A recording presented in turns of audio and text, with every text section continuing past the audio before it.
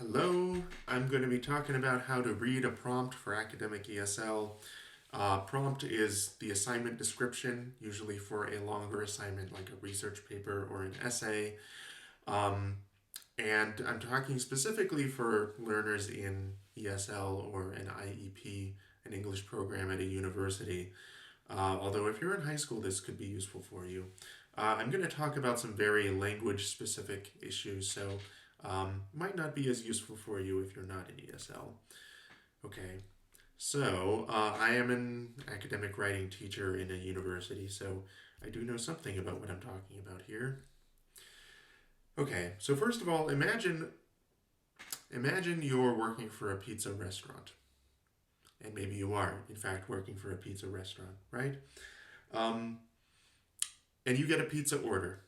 It looks like this: one large pizza with extra cheese, but no sauce, and this is important because they have allergies, but they do want red pepper on top and mushrooms. Okay? So you take that order back, and then in a few minutes you bring them a birthday cake. The customer is not going to be happy with this. And it doesn't matter how good the cake is. It doesn't matter. This cake looks really good, but if I ask for a pizza, I'm not going to be happy with this, and I'm going to leave a negative Yelp review, right? Especially if you get my name wrong. Um, but this is similar to an order of an assignment, and by an order I mean a prompt. If you don't follow the prompt, it doesn't really matter how hard you worked at it. The teacher will not give it a good grade because it's similar to giving them a really good birthday cake when they ask for a pizza, right? There are good and bad pizzas, and someone who orders a pizza might, not be completely happy if you don't have as much cheese as they like, or if the crust isn't, nice and spongy the way they like it. But if you give them a birthday cake, that's just completely wrong, right? And a great birthday cake is still not as good as an okay pizza in this case, right? So you really need to follow the directions when you get an order, a prompt from your teacher to make sure you're giving them what they asked for. Okay. I know you've all been in this situation, right? Okay. So here's an example of a prompt. And this is one that I actually used before. This is from an old class of mine. So I'm just going to read it out loud. In an academic essay, compare and contrast two reasons that the main characters in Farewell to Manzanar change during the story. We will do an outline in class today, hand this in before the end of class. Submit rough draft 1 before the end of class on Thursday. This may be handwritten or typed. Rough draft 2 is due at the beginning of class next Thursday. This must be submitted on Canvas. Your final draft is due by May 6th. This must be submitted on Canvas and as a hard copy. All right. So it's very easy to just run through that very quickly and just try to get the main idea of it. But actually, each word in here is very important. And in the next couple slides, I'll separate the words by category and show you why they are important. The first category, and I'm going to do this by separating them by colors, just to make it easier to understand. So the first color will be orange, and these words, academic essay, compare and contrast, in this case, refer to the assignment type. So you'll have many different assignment types if you're in an academic ESL class.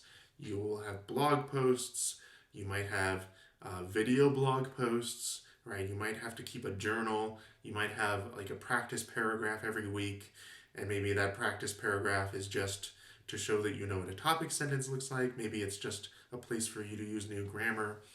And you might also have something called a multi-paragraph paper or a research paper that's different from an essay. But this was an academic essay, if you remember. It said in an academic essay. And if you're in a writing class, the rules for that are very specific, right? For the rules for an academic essay require things like body paragraphs, right? And body paragraphs have to have topic sentences and things like that. You need an introduction, you need a conclusion, you need a thesis in your introduction, probably at the end of your introduction. And these are all things that are true about an academic essay that are not necessarily true for a research paper and definitely not true for a blog post, right? So that assignment type tells you a lot about what you need to do, especially when you're planning the structure of it. And then it also said compare and contrast, right? This essay was a compare and contrast essay, and if you're in an academic writing class, you might have heard of different types of essays by name, like here's a narrative essay, here's an argumentative essay, here's a cause-effect essay, things like that.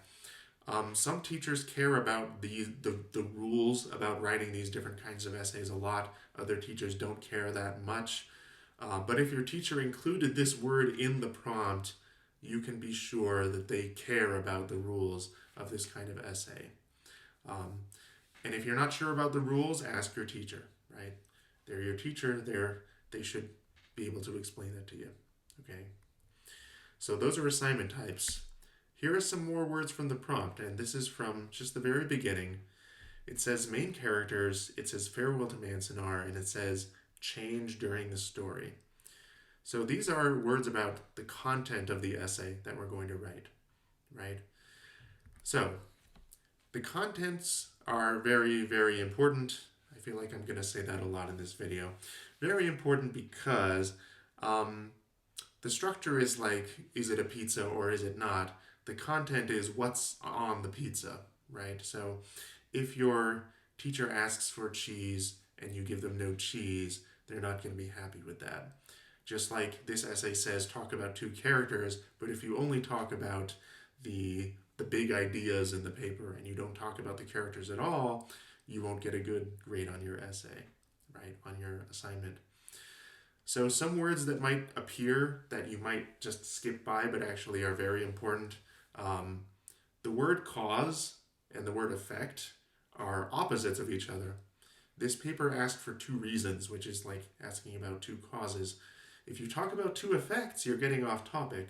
Or if you talk about one cause and then you start talking about the effects, you're also getting off topic. This particular prompt didn't say causes or effects, it just said causes. Sometimes you'll see causes and effects in your paper, right? Or you might say like themes and motifs or something like that.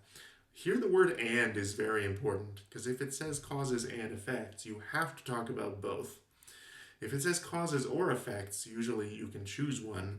If it says causes and or effects with the /and/or, that means you can talk about both or you can choose one. And/or has the most flexibility, but read those words carefully in your prompt because you don't want to get that part wrong. Okay.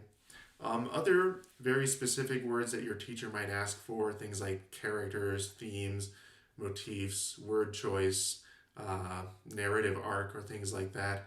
Those are all things that your teacher will probably have explained to you if they're asking for it in the prompt. Just be careful that if that word is in the prompt, the teacher's asking about that specific thing that they talked about in class. So the last part of content, and this is very important and very easy to make a mistake with, is the content personal or not? Does the prompt ask about you, or does it only ask about the characters? If it asks about you, then you have to talk about yourself in the essay. You might say, this character changed, and that's different from me because when I moved to US, I did not change, or something like that. Okay? If the prompt does not talk about you, you can't do that. The teacher does not want to hear about your life if you are not in the prompt. Okay? So keep in mind, while there are many reasons that talking about yourself can be a bad idea in academic essays, for us today, let's just remember that if the prompt doesn't ask about you and you talk about you, you're getting off topic. Okay? So